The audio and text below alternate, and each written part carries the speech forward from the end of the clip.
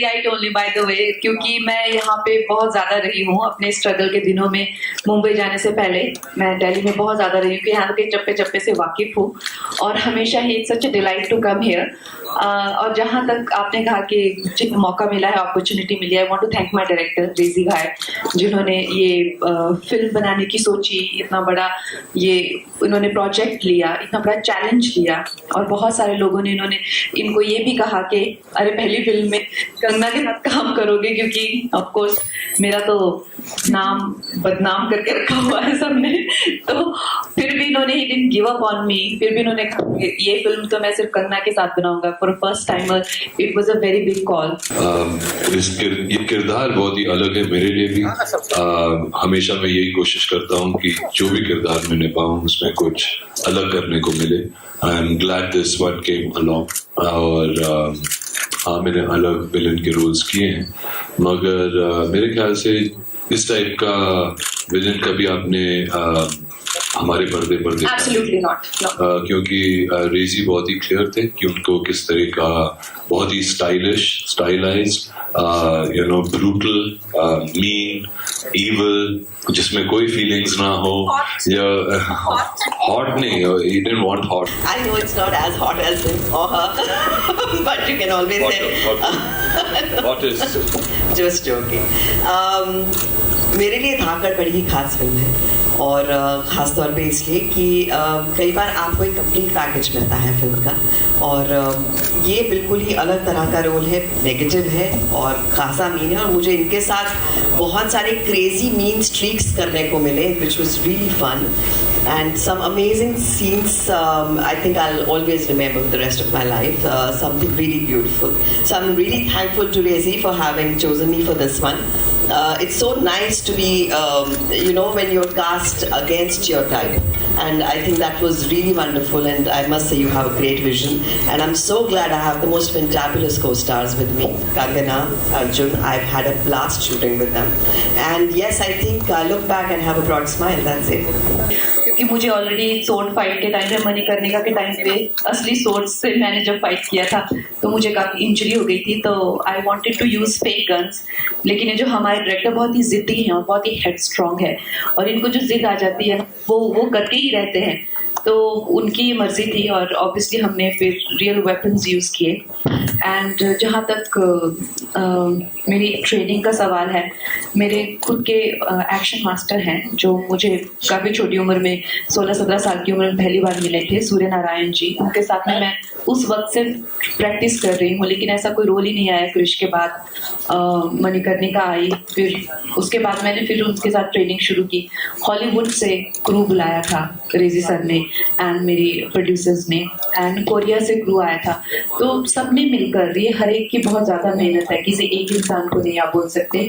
So we all work very hard. Sir, what did you have in mind for Agent Agni's character when you came on board as a director, and what did you think that Kangna will bring into that character?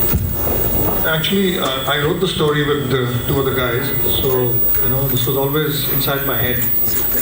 So I wanted her to be fearless. A woman who's got major physical, character, and I wanted to push Kangna to be in a certain physical, health. And she was coming from Thalevi, which was, where she had to put on weight. So it was quite a process because, it's not easy for an actor. How you used to look at me? So we used to have a lot of meetings. They used to come to Chennai to meet me. And जैसे मान लीजिए ये मैं हूँ, sir मैं ऐसे देखती हूँ,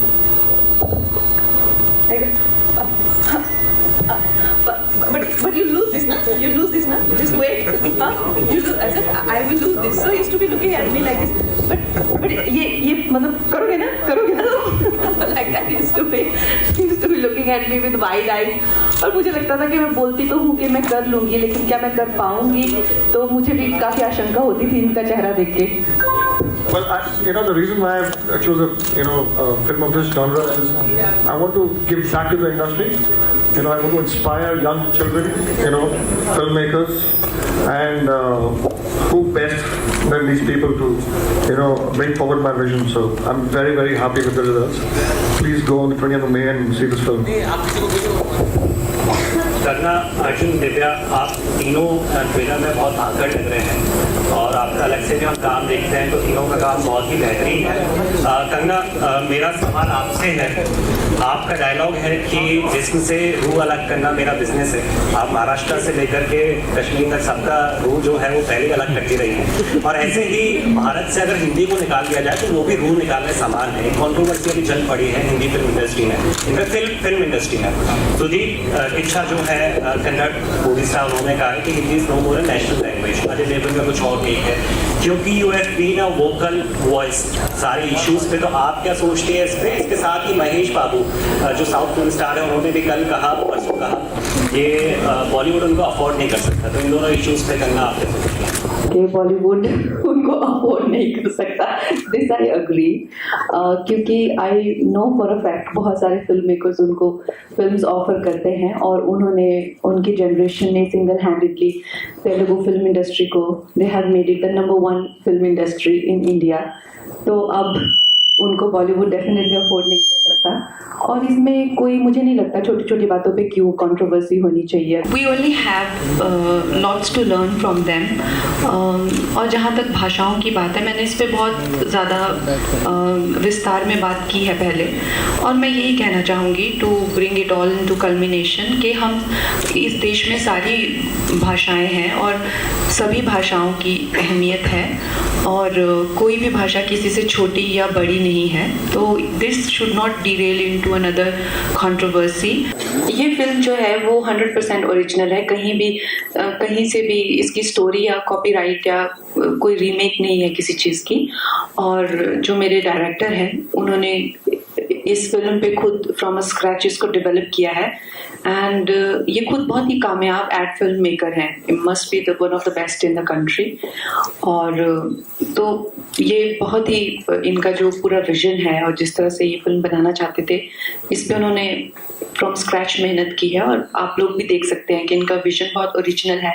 एक जो बॉलीवुड की एक्शन जैसे आप देखते हैं हमेशा कोई पुलिस इंस्पेक्टर बन के या यू नो जैसे मोहल्ले के गुंडे बन के वही रहता है, इस तरह की स्लीक एक्शन स्पाई थ्रिलर जो है लड़कों को भी, जैसे जेम्स बॉन्ड वगैरह आपको इंडिया में भी नहीं देखने को मिलती है। पुरुष महिला प्रधान तो भूल ही जाइए, पुरुष प्रधान भी फिल्मों में देखने को नहीं मिलती है।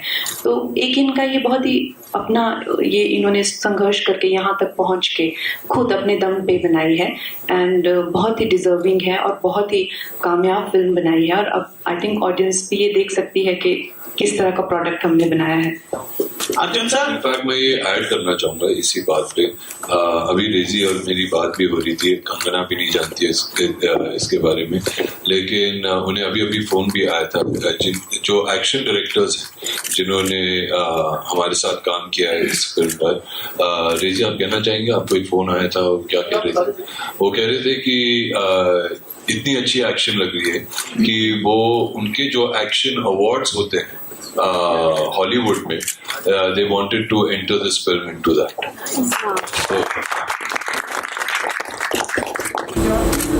जवाब दे रही है। Okay, fine.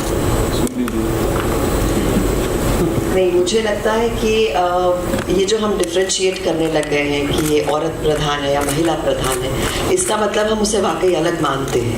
हम अगर इसे नॉर्मलाइज कर दें और कहें कि एक अच्छी फिल्म है और खूबसूरत फिल्म है, उतना ही छोड़ दें, तो आप देखेंगे बहुत सारी फिल्में आ रही हैं जो अच्छी हैं, जो पुरुष प्रधान भी हैं, महिला प्रधान भी हैं। तो मुझे लगता है ये डिमार्केशन, ये डिफ्रेंशिएशन जिस दिन हम छोड़ेंगे, नॉर्मलसी उस दिन आ जाएगी। Hello. अरे मैडम, मैं भी बोल दूं।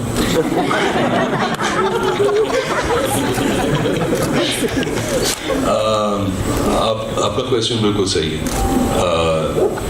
हम एक ऐसे दौर से निकले हैं जहाँ पर विमेन को अपना हक नहीं मिला, इक्वालिटी नहीं थी और इससे हम दूर नहीं भाग सकते। और जहाँ पर मेरा ओपिनियन है, मैं जब से इस इंडस्ट्री में आया हूँ कहीं ना कहीं मैंने एक वुमन ओरिएंटेड फिल्म हर साल में एक बार की है, ठीक है ना, और उन्हें सपोर्ट ही किया है। और शायद इसीलिए क्योंकि जितने भी लोग मेरे साथ थे, जितने भी लोग मेरे सपोर्ट सिस्टम में थे, जैसे कि मेरी माँ, बहन, अब मेरी बेटियाँ, और जो मेरे सबसे करीब हैं वो सब औरतें हैं। And I have seen them very closely and I think that they are very strong, extremely talented. और जो भी फिल्में भी मैंने की हैं, यू नो, अगर दिल है तुम्हारा हो, कहानी हो, द रेपिस्ट हो अभी कोंकणा के साथ, या फिर धाकड़ हो कंगना के साथ, और भी कोई फिल्में हैं, इमीडिएटली तहजीब हो उर्मिला के साथ। तो जितने भी टाइम मैंने ये एक्सपीरियंस भी किया है, मैंने देखा है कि उनका जो काम है, यू नो, अगर आप सिर्फ एक सुपरफिशियल लेवल पर उन्हें काम ना दें, उनसे और भी कुछ पाने की कोशिश करें, तो बहुत गहराई है उनमें, यू नो, बहुत एक्सपीरियंस है, बहुत इमोशनल है, यू नो, और बहुत उनसे ज़्यादा मेहनती हार्ड वर्किंग इंसान मैंने तो नहीं देखा या एक्टर नहीं देखा। और इस फिल्म के ज़रिए आप देखेंगे कि एक महिला को एक ऐसे रूप में, एक ऐसे अंदाज में, जो कि किसी ने कभी प्रेजेंट नहीं किया है, ओके, और हम सारे मर्दों ने उस महिला को, इन दोनों महिला को सपोर्ट किया है इसके ज़रिए। तो I think it's a tribute to all women, Dhaakad, and you should go and watch it. It's fiery, it's ugly, and you will see a woman like in action, doing action like I don't think even a man has done on an Indian screen. मेरा ये सवाल है कि आपकी film Kartik Aaryan की film भूल भुलैया से clash कर रही है, तो इस बात पे आपको क्या लगता है कि आपकी फिल्म पे इस बात का कोई असर पड़ेगा? देखिए, अब किसी को सोलो रिलीज तो मिल नहीं सकती, यू नो, क्योंकि पैंडेमिक के करके भी नेचुरली बहुत सारी फिल्में रुकी हुई हैं और अपनी रिलीज़ का वेट कर रही हैं। और अब बहुत सारी फिल्में, चाहे वो हॉलीवुड की हो या रीजनल फिल्में हो, उनको सबको मेन स्ट्रीम रिलीज़ मिल रहा है, तो सबके कोई ना कोई तो साथ में आता ही है। As far as Kartik is concerned, मुझे तो उनका काम बहुत अच्छा लगता है, और मुझे लगता है कि अगर इस जनरेशन से कोई है who standing on his own और अपना काम कर रहे हैं, अपने दम पे कर रहे हैं, and on his own he has come up, you know, I have huge admiration for him. तो उनकी फिल्म हमारे साथ में आ रही है, लेकिन आई फील कि ऐसा नहीं है कि ये दोनों ही फिल्में, ऐसा नहीं है कि यू नो कोई 5,000 या 7,000 थिएटर में रिलीज़ होने वाली फिल्में हैं। They both are, they can come simultaneously and do well at the same time.